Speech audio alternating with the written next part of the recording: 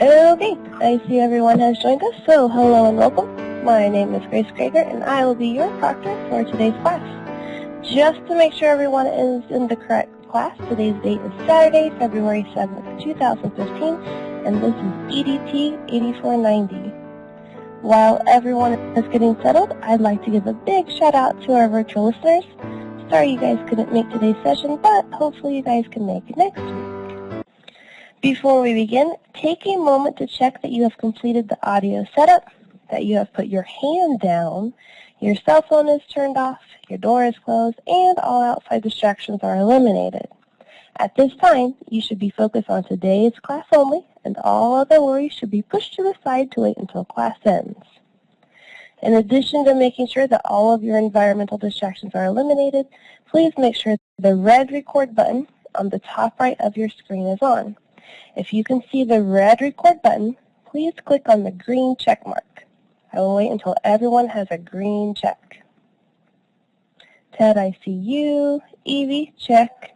Remember, check on that little check mark icon and then push the green check mark. There you go. Thank you, guys. Okay. Also, if you can read the words quality check at the top right of your screen, please go down to the chat box and give me a smiley emoticon. Again, I will wait until everyone has posted a smiley face. Evie, I see yours. Dad, did you post one? If you click on okay, it's just not coming up. I was going to say, if you click on it down there, it comes up in your strip. Did you push enter afterwards? You have to push your enter button after you click on your smiley face. There you go. Okay. Just so everyone is aware, I will not be available this coming weekend due to a family commitment. If you have any questions about the projects you are working on, make sure you post the questions in the class discussion forum. Help each other out by answering the questions to the best of your ability. If there are still unresolved questions when I return on Monday, I will do my best to answer them as quickly as possible. Today's objectives for this class are: describe the differences between blended learning and MOOCs, compare and contrast how faculty and administrators feel about online learning, and describe how educational technology can be used to change the classroom. So what exactly is a MOOC? What is blended learning? And what exactly do they have to do with the classroom? I want each of you to go down to the chat box and tell me what you think MOOCs and blended learning are.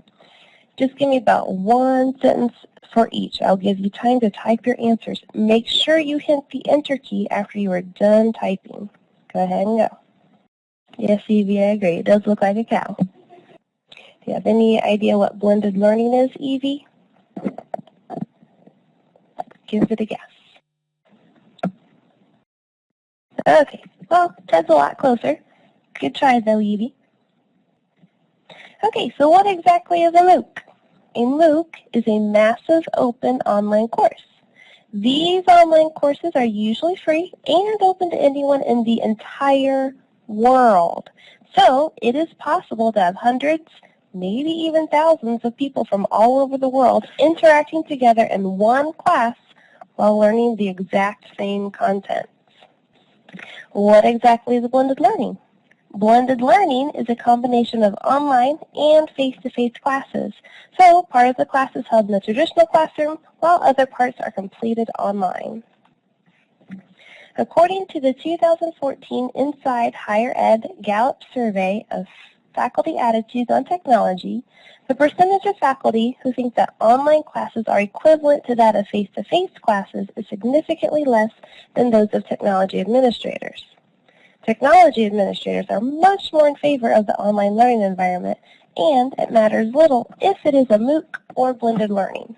In fact, according to the survey, 78% of them believe that online courses can be meaningful and just as effective as the traditional classroom.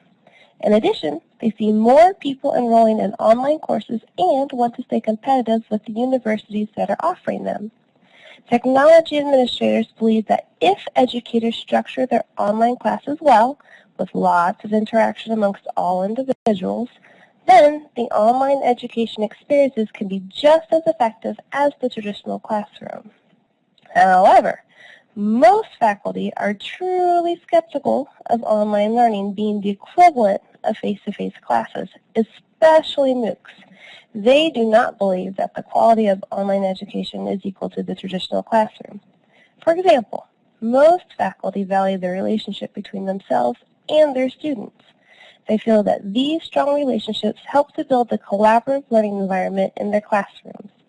Educators are concerned that they will not have these strong relationships with their students if they teach online classes, and as a result, the strong collaborative learning communities will not develop. In addition to thinking that online classes do not create strong communities of learners, educators are often not interested in teaching online classes due to career reasons.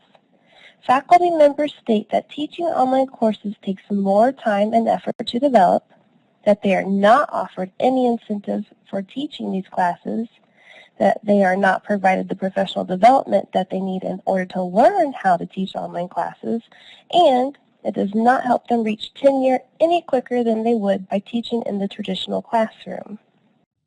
So, go down to the chat box and, in just a sentence or two, explain how administrators and faculty feel about online learning. Go ahead and go. Okay, I see both of you writing. Just remember to push the enter button as soon as you are done typing. Okay, Ted, you have administrators support online learning while most teachers do not like the idea of online learning and would rather teach in a traditional method. Awesome. Evie, what about you? Okay, so Evie, you have they don't like it. They think it's not as effective as a real classroom, and they feel like they wouldn't bond with the students the same way. Administrators agree with it, unlike the faculty. Okay, yeah, you're both right on track. Good job. Okay, so according to the author of our textbook, E-Learning in the 21st Century, a Framework for Research and Practice, Garrison states that educational technologies will transform higher education altogether. However, it is important to not use every technology just because it is available. Educators must pick and choose the technologies that will continue to help them create collaborative communities of inquiry. In addition to choosing technology that will help to engage the students, Garrison recommends using blended learning environments. As stated before, blended learning environments are a combination of the traditional face-to-face classroom and online activities. The greatest advantage of blended learning is that it allows the professor to decide how much class time is spent online versus face-to-face. This provides both the professor and students with the opportunity to become familiar with online classes. In addition, relationships that are developed in the face-to-face classroom are strengthened through the small group activities that are held online. Other strengths of blended learning include the increased amount of time students are on task. All students are actively involved in the learning. Students have more time to reflect on their learning when they are using writing as their main form of communication, and communicating online can be less intimidating than in person, so more intellectual risk can be taken. Other strengths, hold on, sorry, my slides got all mixed up. Give me just a second. Okay, there we go. Go down to the chat box and take a moment to choose an emoticon that represents how comfortable you would feel in a blended learning environment. Okay, Evie's ear came up as a square, so I'm not sure what's going on there, but all right, we'll go with it. I guess you're just feeling quite angry today. The first thing that schools must do to improve the quality and success of online learning is to realize that the educational environment is not going to change overnight. Many educators resist change because they are used to lecturing and are not used to using technology in their classrooms, well, other than maybe their PowerPoints. Administrators will have to be patient while the faculty learn how to use different technologies and integrate them into their classrooms. In addition to being patient, administrators need to provide their faculty with ongoing professional development and support. Educators are more likely to adopt an educational technology if they are provided enough time to learn how to use it and know that they have a support person they can contact whenever they have questions or issues.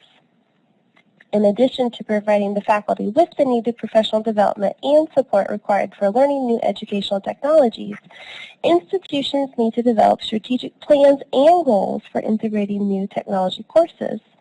This plan should outline how the institution is going to stay on top of the latest educational technology as it is developed, how they are going to establish technology leaders for other staff members to turn to, and how they are going to communicate successes or changes with all faculty. As educational technology becomes integrated more and more into the educational community, blended learning will be the main focus. Blended learning is an easy stepping stone between the traditional classroom and MOOCs. In addition, it allows the students to be more involved in their learning and more engaged with their classmates. As a result of being more involved and engaged, student learning will increase. Even though blended learning will be used more prevalently throughout education, MOOCs have their benefits as well. MOOCs allow individuals from all over the world to gather together in order to form learning communities. Although many educators may not choose to include MOOCs in their curriculum on a regular basis, they are useful for uniting individuals for things such as a series of seminars or discussion of a new breakthrough in medicine. As educators recognize the usefulness of MOOCs, they will include them more and more in their course instruction. Okay, let's check to see how much you have learned about improving online education. Using the A, B, C, and D answer choices, you are going to choose the most correct answer to the following question. Give me just a second to change your polling answers. Okay, instead of check marks, you should now see an A with a square around it. You are going to use that drop down in order to answer the following question. Which of the following are ways that institutions can help to improve the quality of education that takes place at their school? Yes, Evie, you have your hand up? Okay, I'm guessing, since you're on iPad, you can't speak to me, so you're having trouble finding it. Where your check mark was before, where you had the options of the green check mark or the red X, you should be able to push that A. Okay, now back to the question.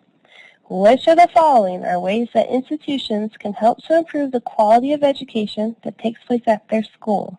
A, provide faculty with ongoing professional development. B, incorporate MOOCs and blended learning into the curriculum plan or goals.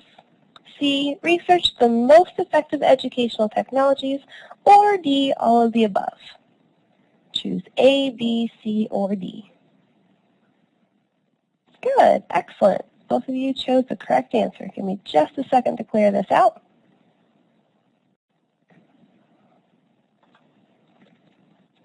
So what have you learned today? To summarize, educational technologies have the power to revolutionize education itself. Even though MOOCs and online classes can connect individuals from all over the world, the majority of faculty are not interested in incorporating them.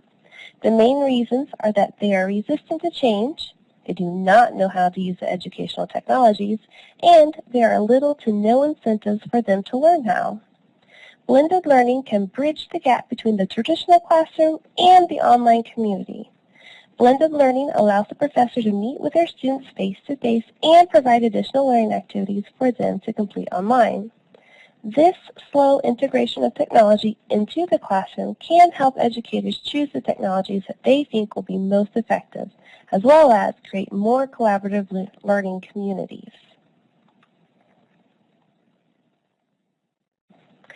Thank you for attending today's class. Please remember to post your weekly feedback by tomorrow night at midnight in our discussion menu online. All my virtual listeners, remember to post your summary of today's class in our class discussion page. For anyone who would like to stick around to ask questions, I will be here for a couple of minutes. Otherwise, have a great evening, and I will talk to you all next time.